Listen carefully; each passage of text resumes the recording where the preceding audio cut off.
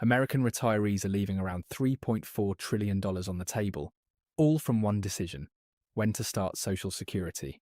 And the strangest part isn't that people get it wrong, it's that they get it wrong on purpose, with the right answer sitting right in front of them. If you're in average or better health, and especially if you're the higher earner in a marriage, the math leans hard toward waiting closer to 70. Claiming at 62 really only makes sense in 3 situations. Your health is genuinely poor, you need the cash right now, or you're shielding your investment portfolio during a down market.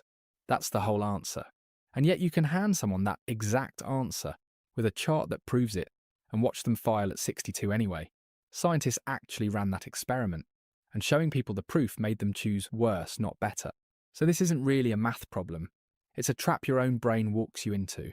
And by the end of this, you'll be able to spot it before it costs you. Stick around, because the part that explains why smart people get this wrong is the part nobody else will tell you. First, the answer itself, and why the usual math is broken. How does a normal person holding the right numbers end up making the more expensive choice? To get there, you have to understand the actual deal Social Security is offering. Think of it like a paycheck the government promises you for the rest of your life. You get to pick when it starts. The earliest is 62. The longer you wait, the bigger every single check becomes, but only up to 70. At 70, the growth stops cold. Waiting until 71 or 72 gets you nothing extra. You'd just be giving up free checks for no bigger payment.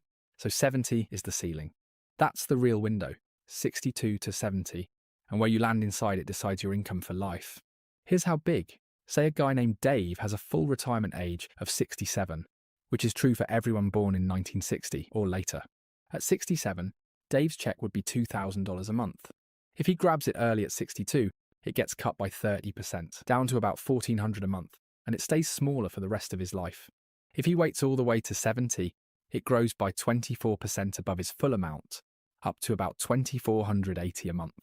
So Dave's real choice is roughly $1,400 a month starting now, or almost $2,500 a month starting later. The check at 70 is about 77% bigger than the one at 62. Now, most retirement calculators answer this with one trick. They find the break-even age. For Dave, that's the age where waiting until 70 finally beats grabbing it at 62. Yes, the 70 checks are bigger, but Dave skipped 8 years of payments to get them, so the bigger checks have to catch up first. The age where they catch up, comparing 62 to 70, lands around 80 or 81. Live past it, waiting wins. Die before it, claiming early wins. Simple, clean, and it's the wrong way to think about the whole thing. Here's the detail almost everyone misses.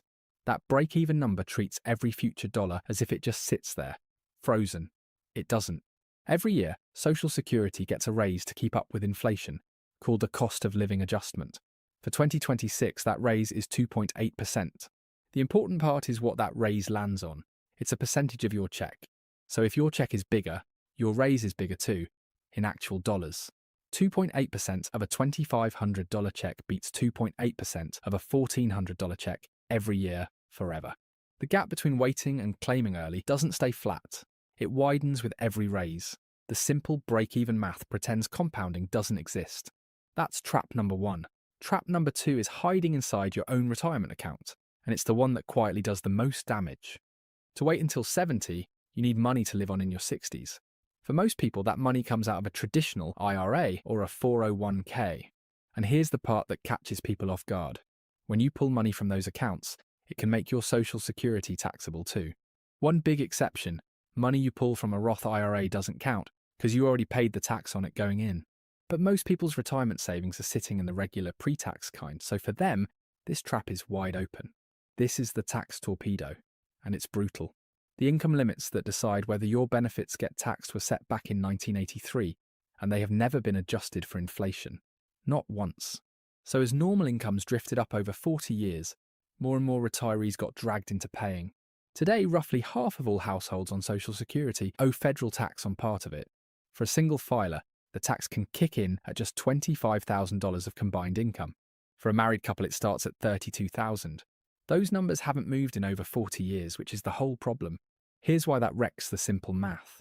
In that zone, every extra dollar you pull from your IRA can force up to 85 cents of your Social Security to suddenly count as taxable. So you get taxed on the dollar and taxed on the benefit that dollar dragged in. Your real tax rate on that withdrawal can jump way past the bracket you think you're in. And in 2025, a new law made the tax picture even more confusing. You may have heard that Social Security is now tax-free. It isn't.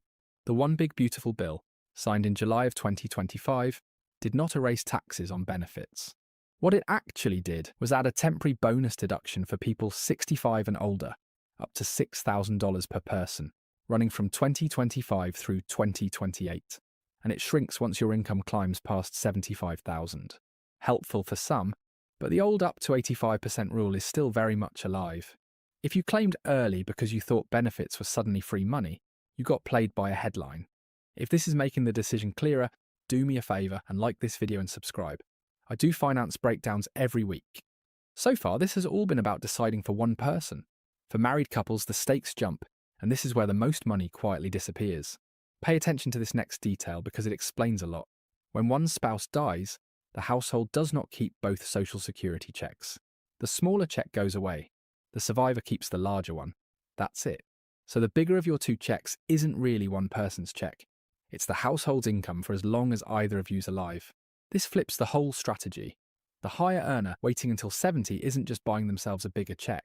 They're locking in the biggest possible check for whichever spouse lives longer, and that survivor benefit includes all the credits earned by waiting.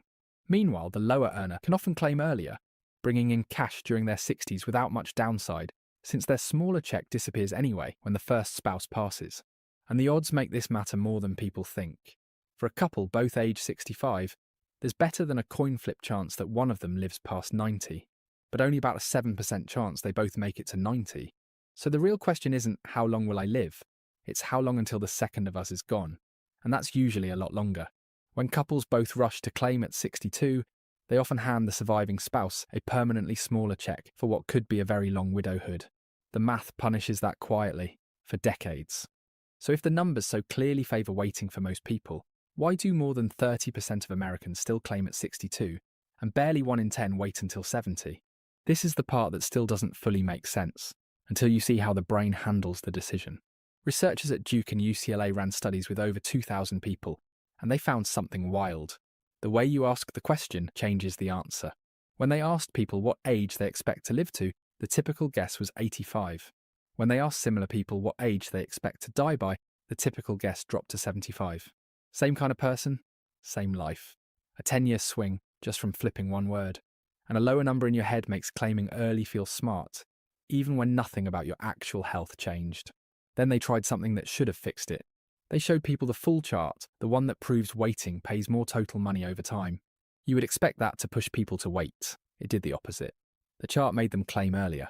Think about that for a second. The proof backfired, because seeing all those numbers laid out triggered loss aversion, the fear of betting on waiting, dying early, and losing. People aren't running the math wrong. They're feeling the math, and the feeling says grab it now. On top of that, 2 more fears push in the same direction. There's the gut sense of, it's my money, I paid in, I want it back, and there's the worry that Social Security is running out. That fear isn't baseless. The retirement trust fund is projected to run short around 2032, and without a fix from Congress, it could pay only about 77% of promised benefits after that. But locking in a permanently smaller check today is a strange way to protect yourself from a possible future cut. So the real question was never just 62 or 70, it's which mistake you can least afford to make. Claim too early, and you lock in a smaller check for life, which hurts most if you live a long time, or if you leave behind a spouse who has to live on that smaller check for years. Wait too long, and the risk is you don't get enough healthy years to enjoy the bigger one. Both are real. But for most healthy people, and almost every higher earner in a marriage, the bigger danger is outliving your money, not dying with a little less. The numbers have been saying that for years. The hard part is trusting them more than the fear.